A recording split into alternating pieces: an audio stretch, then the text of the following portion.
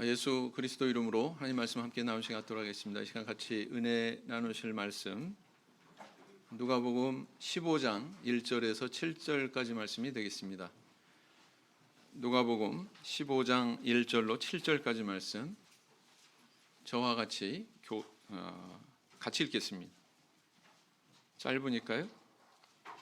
한 목소리로 읽겠습니다.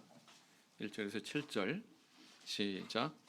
모든 세리와 죄인들이 말씀을 들으러 가까이 나아오니 바리새인과 서기관들이 원망하여 가로되 이 사람이 죄인을 영접하고 음식을 같이 먹는다 하더라.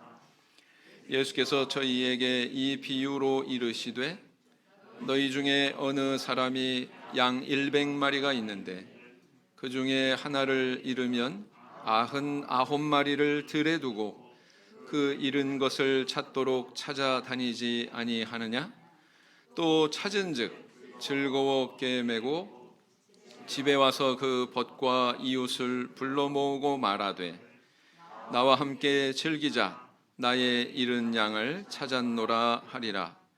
내가 너희에게 이르노니 이와 같이 죄인 하나가 회개하면 하늘에서는 회개할 것 없는 의인 99을 인하여 기뻐하는 것보다 더하리라. 이 다이아몬드를 취급하는 한 네덜란드 상인이 한 번은 뉴욕의 보석 판매점에 들르게 되었습니다. 그곳으로부터 이제 좋은 물건이 있으니 한번 보러 오시오 이런 연락을 받았다고 합니다. 상점 종업원이 이제 다이아몬드를 앞에 꺼내 놓더니 이것에 대해서 열심히 설명을 하기 시작했습니다. 이 다이아몬드는 무슨 기술로 이렇게 연마를 했고 또 크기는 어느 정도고 뭐 어떤 특징이 있고 그 다음에 가격은 어느 정도입니다. 뭐 이렇게 열심히 설명을 들었지만 상인은 별로 구매욕이 동하지 않았어요. 그래서 뒤돌아 나오려고 그러는데 그 상점 주인이 그 앞을 가로막았습니다. 마지막으로 딱 한 번만 제 설명을 한번 들어보십시오. 그러고는 이제 주인이 이제 설명을 하기 시작하는 거예요. 똑같은 다이아몬드를 앞에 놓고 열심히 설명을 듣다 보니까 이상하게도 이 다이아몬드가 굉장히 소중하게 생각이 되더라는 거예요. 그래서 이제 야 이거 꼭 사야 되겠다 이런 마음이 들어가지고 좋습니다. 내가 이걸 구매하겠습니다. 그리고 가만히 생각해 보니까 맨 처음에 이 종업원이 설명할 때는 별로 마음이 동하지 않았는데 이 주인이 이렇게 설명하는 이야기를 듣고 보니까 구매욕이 생긴 이 사실이 너무 신기한 거예요. 이렇게 계산을 하면서 이 상점 주인에게 이렇게 말했습니다. 나도 장사하는 사람이니 좀 배워봅시다. 도대체 어떻게 내가 이 다이아몬드를 사고 싶은 마음이 들게 한 거요? 이렇게 질문을 했답니다. 그랬더니 이 상점 주인이 말하기를 사실 이 다이아몬드에 대해서는 저 사람이 더 전문가입니다. 그러나 나는 저 사람보다 다이아몬드를 더 사랑합니다. 이렇게 이야기를 하더래요. 똑같은 물건도 거기에 사랑이라고 하는 것이 더해지니까 가치가 틀려 보인단 말이죠. 우리가 살아가고 있는 이 사회, 이 자본주의 사회에 어떤 깊은 병이 있다. 저는 이렇게 표현하고 싶습니다. 그 병은 어떤 병이냐면 물질을 중심으로 이 세상에 있는 것들을 다 수량화하고 계량화하려고 하는 그런 성향이 있죠. 그래서 뭐 경제 성장률이 뭐 몇 프로니 뭐 그죠? 뭐 학교에서 뭐 학급의 등수가 몇 등이니 그런가 하면은 뭐 재산이 뭐 얼마니 사회적인 어떤 위상이 뭐 몇 프로 안에 들어가느니 전부 다 가만 보면 수량화하고 계량화하는데 익숙해져 있습니다. 그래서 그것을 기준 삼아서 내가 도달하지 못하면 왠지 내가 불안하고 불행하다고 느끼고 또 그런 기준에 내가 조금 넘어서는 것 같으면 우쭐하고 교만해지고 뭐 그러지 않습니까? 맞습니다. 이 세상에 그렇게 객관적으로 수량화할 수 있고 계량화할 수 있는 그런 가치들도 있습니다. 그러나 어디 이 세상에 그런 가치만 있습니까? 절대 측정 불가, 가치 측정이 불가한 그런 가치들도 있어요. 이 세상에는 다른 사람에게는 별 볼 일 없는 것 같아도 나한테는 특별히 저거는 무엇으로 대체할 수 없는 그런 가치를 지닌 것들이 있죠. 무엇이 있습니까? 내가 사랑하는 자녀들, 억만금을 준다고 한들 누구한테 이거를 넘기겠습니까? 내가 사랑하는 남편, 내가 사랑하는 아내, 억만금을 준다고 한들 바꾸겠어요? 한 푼도 안 줘도 데리고 가라고요? 뭐 화가 나서 그런 말 할 때도 있겠죠. 근데 이런 가치들이 분명히 있다는 것입니다. 네. 그래서 진정 이 땅에서 가치를 담고 있는 것들은 어찌 보면 주관적이다 이렇게 볼 수가 있습니다. 저 사람한테는 별 볼 일 없지만 주관적으로 나한테는 이 세상에 무엇으로도 대체할 수 없는 그런 가치가 있다라는 것입니다. 오늘 이 비유의 이 말씀 속에서도 바로 그런 주관적인 가치를 이야기하고 있습니다. 과연 성도는 하나님 앞에서 어떤 정도의 가치를 지닌 존재일까요? 그리고 그것은 나와 다른 성도에 대해서 어떤 신앙적인 의미를 부여하고 있습니까? 오늘은 이른 양의 비유를 통해서 함께 묵상하고 은혜를 나누는 시간을 가지고자 합니다. 복음서에는 대단히 많은 비유들이 등장하고 있죠. 저는 이제 마태복음의 비유와 누가복음의 비유를 이렇게 비교를 해보면 재미있는 그런 대조점이 있는 것을 발견하게 됩니다. 마태복음의 이 비유가 기록이 된 곳은 13장인데요. 천국의 7 비유, 흔히 이렇게 이야기하는 그 내용들이 기록이 되어 있습니다. 그래서 씨가 뿌려진 4가지 땅의 비유, 그 다음에 가라지의 비유, 누룩의 비유, 겨자씨의 비유, 그물의 비유, 보화의 비유, 그 다음에 진주의 비유, 뭐 이런 것들이죠. 이런 것들은 하나같이 천국은 바로 이런 원리와 이런 법칙으로 통치되는 곳입니다. 이것을 우리에게 가르쳐주고 있습니다. 그래서 이지적인 부분에서 우리에게 교훈을 주고 있다. 머리로 생각하게 만드는 그런 교훈을 주고 있다라는 것입니다. 반면에 이 누가복음을 보면은요, 주로 이 15장에 이렇게 3가지 비유가 연속적으로 기록이 되어 있는데, 첫 번째 비유가 뭡니까? 잃은 양의 비유. 그러면 안 된다고 그랬죠. 잃은 양을 되찾은 목자의 비유. 그 다음 잃은 은전의 비유. 그러면 안 된다고 그랬죠. 뭐라고요? 잃은 은전을 되찾은 여인의 비유. 그 다음에 탕자의 비유. 그러면 안 된다고 그랬죠. 뭐라고요? 잃은 아들을 되찾은 아버지의 비유. 이렇게 해야 옳다 그랬습니다. 관심의 초점이 양에 있고 은전에 있고 아들한테 있는 게 아니고요, 목자에게 있고 여인에게 있고 아버지한테 있는 겁니다. 그래서 이렇게 제목을 이렇게 바로 세울 필요가 있다라는 겁니다.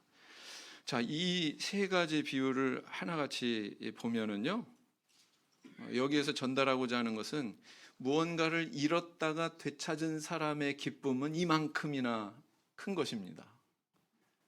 하나님의 사랑은 이렇게 섬세한 것입니다. 이런 것들을 우리에게 전달하고 있거든요. 다시 말하면 마태랑 비교하자면 마태는 어떤 이지적인 교훈을 전달하는 반면 누가는 가슴을 전달하고 있죠. 하나님의 심정이란 이런 겁니다. 하나님의 감정이란 이런 것입니다. 하나님의 기쁨이란 이런 것입니다. 이것을 우리에게 교훈해 주고 있다라는 것입니다. 그래서 바로 그런 그 맥락에서 오늘 이 잃은 양의 비유도 우리에게 주어지고 있다. 이야기가 참으로 간단합니다. 네. 여기 100마리의 양을 치고 있는 양치기가 있는데 그 100마리 양 중에서 한 마리가 무리로부터 이탈했다. 그래서 이 양치기가 99을 뒤로 하고 그 한 마리를 찾아 나섰고, 드디어 그 한 마리를 찾아낸 다음에는 어깨에 들쳐매고 기뻐하면서 돌아와서 사람들을 불러 모아 함께 즐겼다. 뭐 잔치했다는 뜻이겠죠. 네. 그래서 죄인 하나가 회개하는 것이 바로 이와 같은 기쁨을 준다. 이렇게 교훈하고 있는 것입니다. 그래서 이 짧은 이야기 속에 하나님의 심정이란 이런 겁니다. 하나님의 가슴이란 이런 겁니다. 이렇게 함축적으로 이야기하고 있는 것입니다. 자, 그러면 보다 더 구체적으로 이 비유를 통해서 우리에게 가르쳐주고 있는 하나님의 가슴, 하나님의 사랑은 어떤 것이라고 이야기하고 있나요? 첫째는 뭐냐면은 건강한 다수보다 병든 소수에게 더 관심을 보이는 것이 바로 하나님의 사랑이다라고 이야기하고 있는 것입니다. 4절 말씀을 보면 너희 중에 어느 사람이 양 100마리가 있는데 그 중에 하나를 잃으면 99마리를 들에 두고 그 잃은 것을 찾도록 찾아다니지 아니하느냐? 양은 동물 중에서 가장 약한 동물에 속합니다.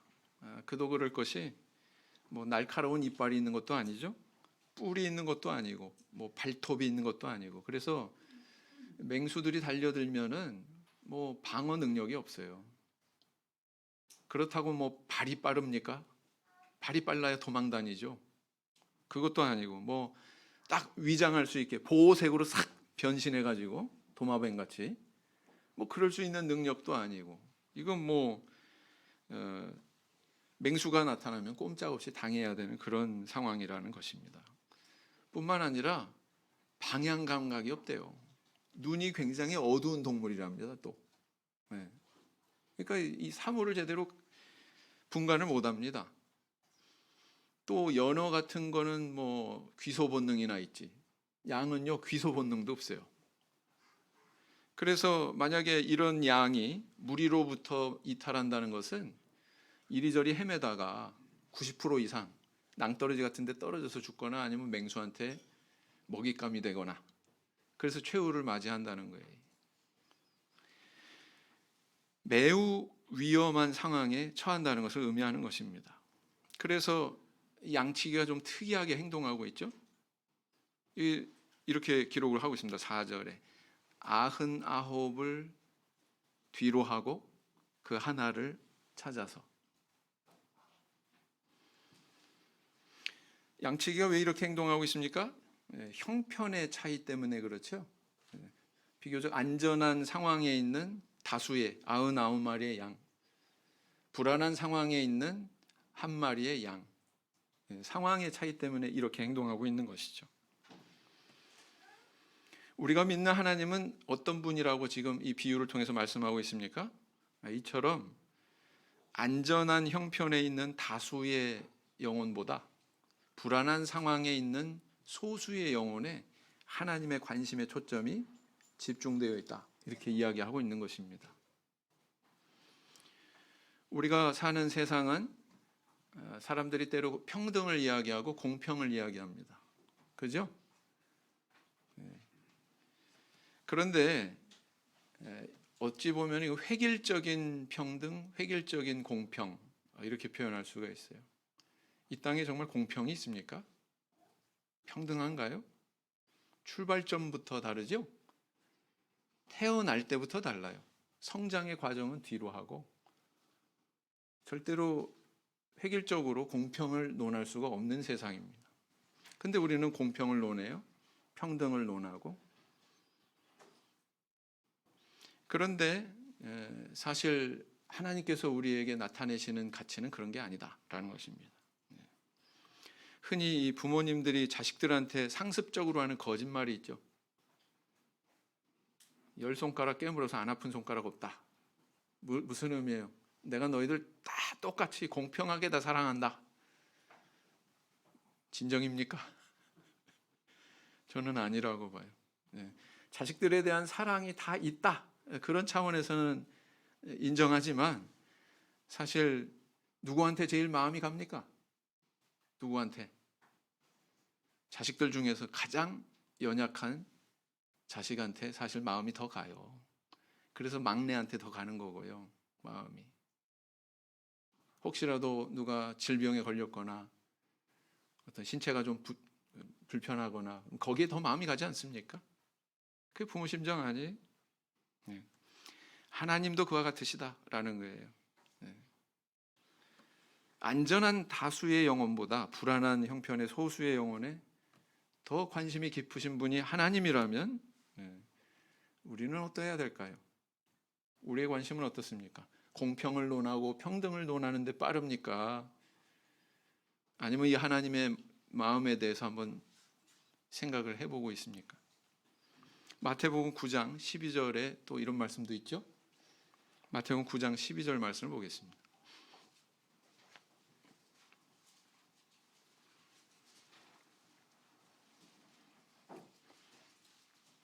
마태복음 9장 12절 같이 읽겠습니다. 시작. 예수께서 들으시고 이르시되 건강한 자에게는 의원이 쓸데없고 병든 자에게라야 쓸데있느니라.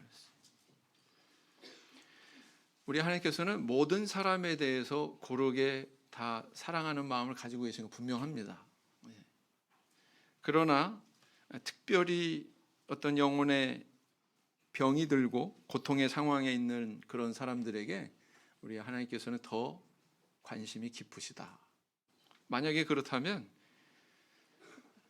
우리나 아니면 우리 교회가 어떠해야 되겠어요?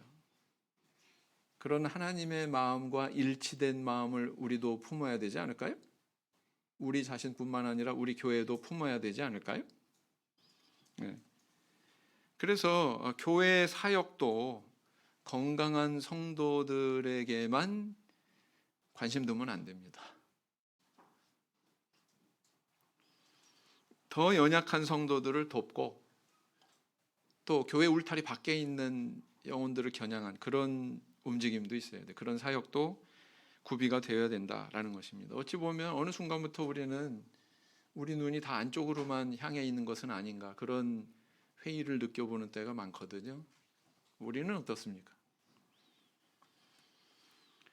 그러기 위해서 우리는 장자의 그런 마음을 가져야 될 것 같아요. 먼저 부름받은 자의 마음을 가져야 되는 것 같습니다. 아침에 새벽 기도에 이렇게 나오는 분들 보면 한 가정에는 자녀들이 여럿 있는데 그 막내가 꼭 자요. 들쳐매고 오기 참 힘들죠. 그죠? 기도가 다 끝나는데 여전히 자요. 그러면 큰 오빠가 딱 안고서 엄마 대신 그러고 이제 올라가거든요. 부모님들이 참 그걸 보면서 얼마나 뿌듯할까. 그 아들을 보면서. 그죠? 이렇게 커가지고 장성해서 자기 연약한 동생들 돌봐주는 그런 모습 보면 굉장히 대견할 것 같아요. 저는 잘 모르지만 제가 봐도 그런 느낌이 드는데 부모가 보면 더 그렇겠죠. 마치 그런 것처럼 우리 성도들이 그런 길을 가야 된다. 우리 교회가 그런 길을 가야 된다라는 것입니다. 우리의 관심의 초점은 어디 있습니까? 하나님과 일치되어 있습니까? 로마서 15장 1절 말씀을 보시겠습니다.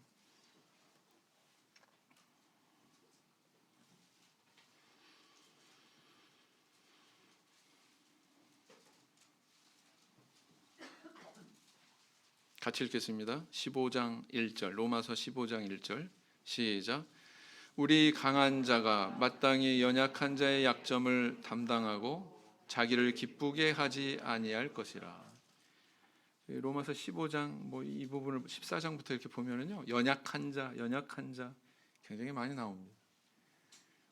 부디 우리나 우리 교회가 이렇게 연약한 자에게 관심의 초점을 모을 수 있는 그런 교회가 되길 원합니다. 두 번째는 뭐냐면은 하나님의 사랑이란 때로 쓸데없어 보이는 낭비도 감수한다. 그렇게 사랑이 나타난다라는 것을 교훈하고 있습니다. 본문 말씀으로 다시 돌아가서 보시면 5절 6절에 이렇게 기록하고 있는데, 또 찾은즉 즐거워 어깨에 메고 집에 와서 그 벗과 이웃을 불러 모으고 말하되 나와 함께 즐기자, 나의 잃은 양을 찾았노라 하니라. 여기 양치기의 행동에서 우리는 불합리한 점을 또 발견을 하게 되는데요. 첫째는 뭐냐면은 99을 뒤로 하고 한 마리 찾기 위해서 나갔다고 하는 것도 그렇지만 이것도 좀 허점이 있어요. 왜냐하면은 또 맹수가 나타나 가지고 다수의 그 양떼를 공격해서 한 마리 구하자고 나갔는데 몇 마리를 잃게 되는 수도 있잖아요. 그죠? 네. 그런데 그런 걸 감수하면서도 그 한 마리를 찾아서 간 점이고요. 그 다음에 또 다른 그 불합리해 보이는 허점은 뭐냐면은, 자, 잃은 양 한 마리 찾아왔어요. 어깨에 메고서 집에 와가지고는 뭐라고 기록하고 있냐면은 그 벗과 이웃을 불러 모으고 그랬어요. 누가 우연히 이웃에 지나가는 사람, 아유 나 잃은 양 찾았어, 잠깐 들어와봐, 그게 아니라 불러서 모았어요. 뭐 했다는 거예요? 불러 모아가지고 잔치했다는 얘기죠. 우리는 잔치하면은 뭐 잡아요? 잔치하면 뭐 잡아요? 돼지 잡아요? 닭 잡아요? 이스라엘 사람들은 보편적으로 잔치한다 그러면 양 잡아요. 그 양 한 마리 저기 찾아왔는데 기쁘다고 양 잡아가지고 또 잔치한다. 이거 뭐가 좀 앞뒤가 안 맞는다, 이런 생각 드시지 않습니까? 네? 아마 그 여러 사람들을 이렇게 불러 모아가지고 잔치하는 데는 비용이 분명히 소모가 됐을 텐데, 그런 비용을 치르면서까지 이렇게 기뻐했다. 네. 이걸 우린 발견하게 되죠. 자, 이런 걸 보면 야, 이게 좀 불합리해 보인다, 이런 생각을 해보게 되죠. 왜냐하면 양의 가치를 재산의 차원에서만 보면 불합리해 보입니다. 그런데요, 이 양은 아주 특별한 양이었거든요. 팔레스틴 지역에서는 두 가지 신분의 양치기가 있습니다. 첫째는 뭐냐면 양의 주인이 양을 치는 경우, 두 번째는 고용된 사람이 양을 치는 경우. 품삯을 주고 이제 고용하는 거죠. 근데 아마도 이 비유의 이 양치기는 주인이었던 것 같아요. 왜냐하면 6절에서 나의 잃은 양 이렇게 표현하고 있거든요. 뿐만 아니라 이 양을 딱 찾았을 때 우리 성도님들 같으면 어떻게 했겠어요? 속상해가지고 나 힘들게 하고 말이야, 작대기 같은 걸로 막 때려누르면서 이놈이 우리로 가? 이렇게 끌고 오지 않았을까요? 아니면 그냥 목줄을 그냥 목에다 다 감아가지고 질질 끌면서 막, 그죠? 근데 양치기 그렇게 안 했어요. 어떻게 했어요? 어떻게 했어요? 목에다가 매가지고, 들쳐 매가지고. 다시 말하면 목마 태운 거예요, 목마. 우리 자녀들 같이 놀 때 어저께 밤에 우리 저기 필리아가 아빠한테 막 그렇게 달려들던데, 목마 태워준 거예요, 목마. 그렇게 기뻐하면서 이렇게 돌아왔어요. 여기서 우리는 뭘 알 수 있습니까? 반려견, 반려묘만 있는 게 아니에요. 뭐도 있어요? 반려양도 있어요.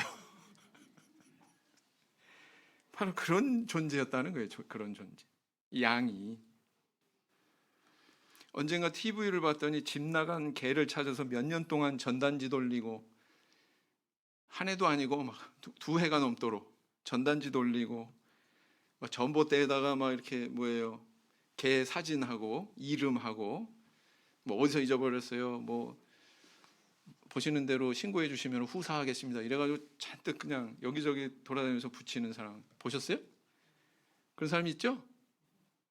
그것 때문에, 그 개 때문에 직장까지도 그만뒀어. 기가 막히죠.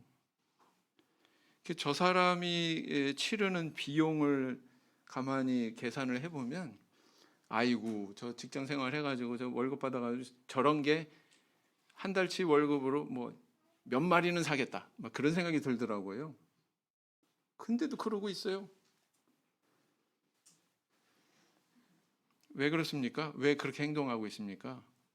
아무리 억만금이 있어도 내가 밥 주고 목욕시키고 내가 어렸을 때부터 쓰다듬으면서 키워온 그 개는 살 수 있어요, 없어요? 그 개는 살 수 없는 거예요.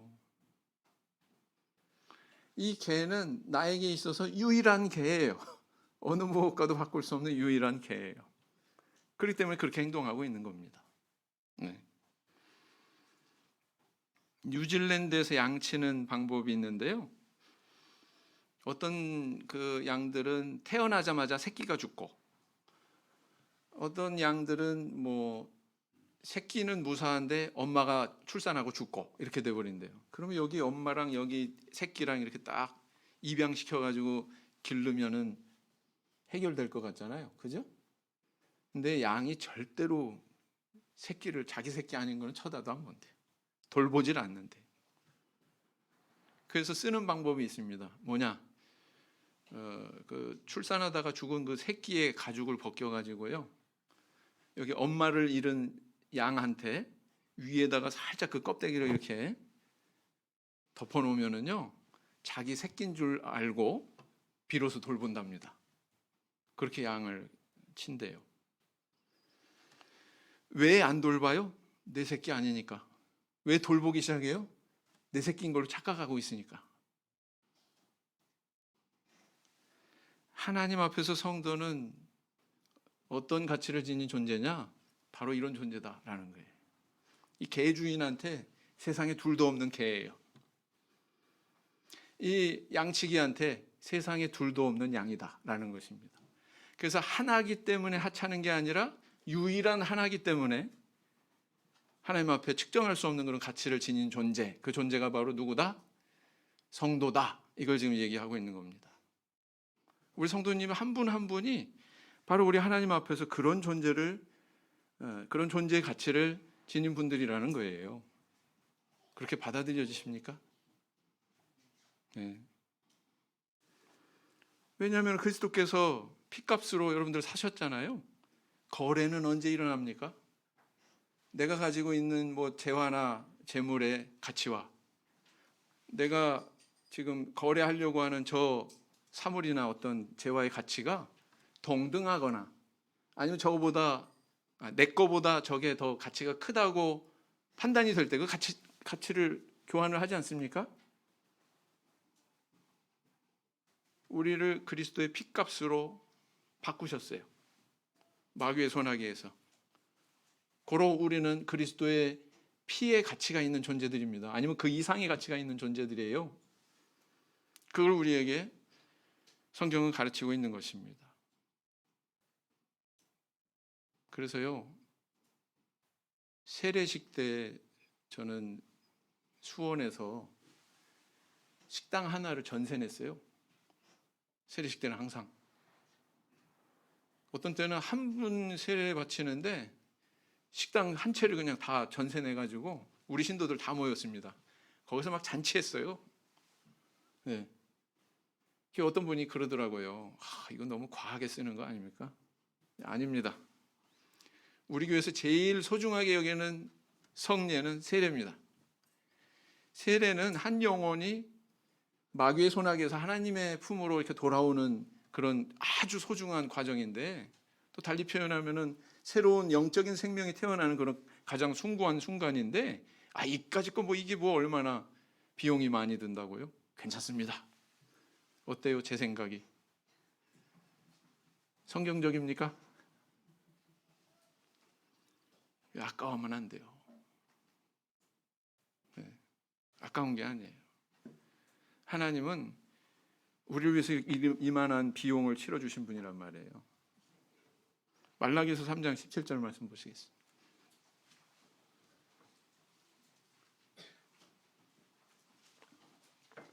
말라기서 3장 17절 말씀 같이 읽겠습니다. 말라기 3장 17절 시작. 만군의 여호와가 이르노라. 내가 나의 정한 날에 그들로 나의 특별한 소유를 삼을 것이요 또 사람이 자기를 섬기는 아들을 아낀 같이 내가 그들을 아끼리니 그랬어요. 여기 보니까 나의 특별한 소유를 삼을 것이요 그랬죠? 특별한 소유를 삼으신다고 이렇게 말씀하고 있거든요. 바로 이런 양과 같은 어느 다른 데서 대체할 수 없는 유일한 양, 유일한 가치를 가진 그런 존재로 우리를 여기신다 이렇게 말씀하고 있는 것입니다. 자, 그다음에 이제 세 번째 또 뭘 우리에게 가르치고 있어요? 하나님의 사랑은 이와 같이 적극적인 것이 바로 하나님의 사랑이다. 이걸 우리에게 교훈하고 있습니다. 본문 말씀으로 돌아가셔서 4절에 보시면 그 잃은 것을 찾도록 찾아다니지 아니하느냐 그랬어요. 적당히 찾다가 날도 이제 저물어 가는데 그냥 포기해야 되겠다. 99이나 잘 지키자. 그랬습니까? 아니에요. 찾을 때까지 찾았어요. 결국엔 찾았습니다. 예. 바로 하나님의 사랑은 이런 것이다. 이렇게 이야기하고 있는 거예요. 우리 하나님은 얼마나 적극적이신 분인가요? 못 말리는 분이에요. 왜요? 그 높고 높은 하늘 보좌를 버리시고 이 낮고 낮은 땅에 육신을 입고 낮아지셨잖아요. 이보다 불합리할 수가 없어요. 이 설명이 안 돼요. 창조주가 피조물에 몸을 입고, 아니 그뿐입니까? 십자가에서 죽임을 당했어요. 스스로 자결한 게 아니고 창조주이신 그분이 피조물의 손에 의해서 죽음을 당했어요. 세상에 이게 어떻게 이게 이치적으로 설명이 됩니까? 어떻게 이걸 받아들일 수 있죠? 받아들일 수가 없어요. 이치적으로는. 근데 이걸 설명할 수 있는 딱 한 가지 이유가 있습니다. 그 이유는 바로 사랑하니까.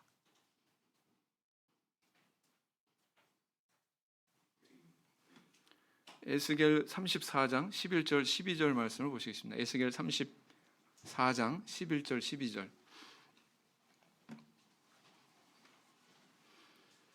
에스겔 34장 11절 12절.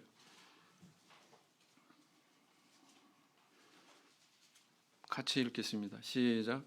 나 주 여호와가 말하노라. 나 곧 내가 내 양을 찾고 찾되 목자가 양 가운데 있는 날에 양이 흩어졌으면 그 때를 찾는 것 같이 내가 내 양을 찾아서 흐리고 캄캄한 날에 그 흩어진 모든 곳에서 그것들을 건져낼지라 그랬어요. 이게 하나님의 적극성이란 말이에요. 그냥 찾는다고 그러지 않고 뭐라고 그랬어요? 찾고 찾되 이렇게 기록하고 있지 않습니까? 찾고 또 찾는다. 찾을 때까지 찾는다. 라고 지금 기록을 하고 있는 거예요.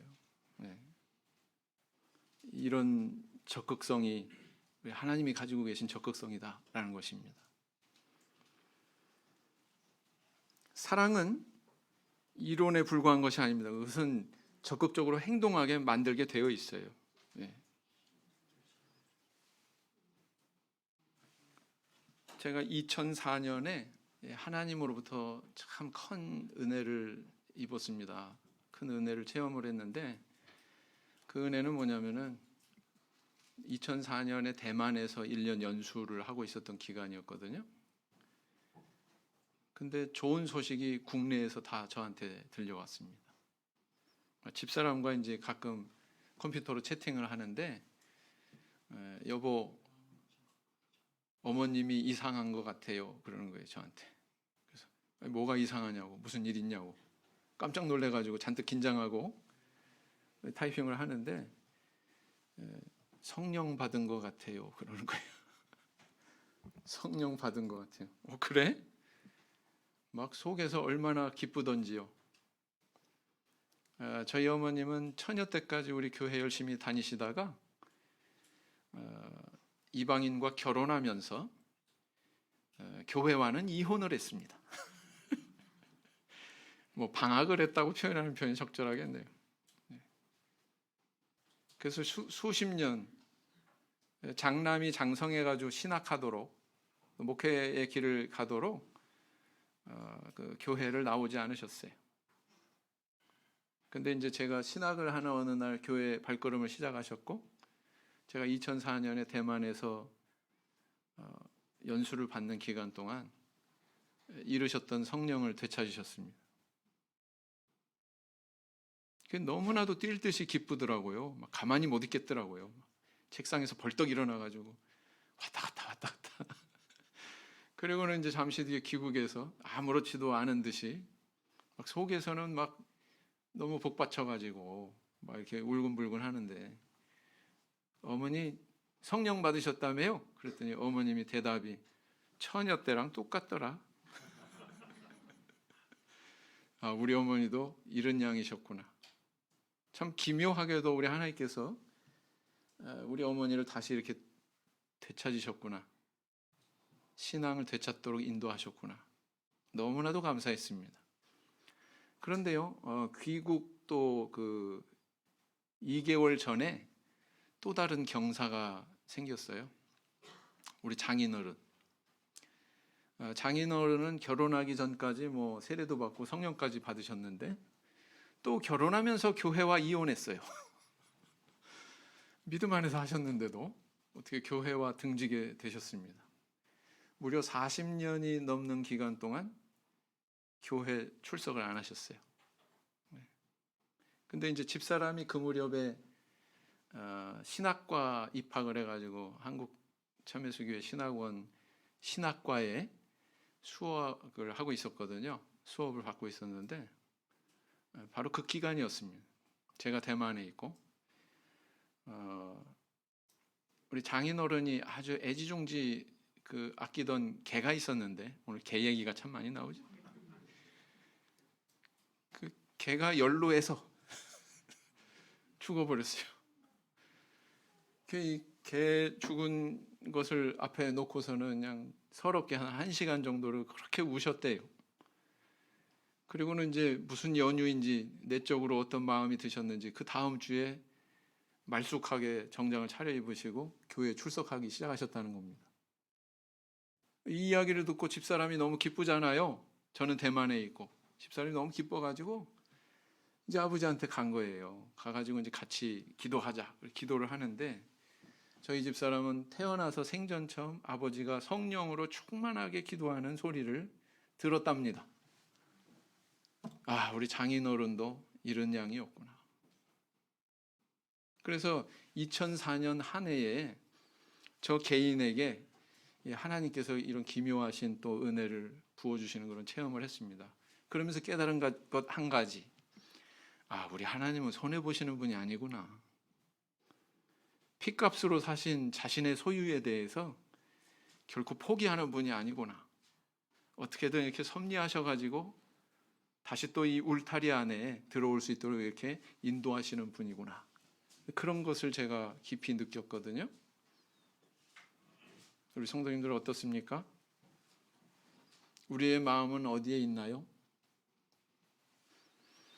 분명한 것은 나 자신이 먼저 하나님 앞에 무엇과도 바꿀 수 없는, 이 세상의 어떤 것과 바꿀 수 없는 그런 소중한 존재로 나는 하나님의 주목을 받고 있다.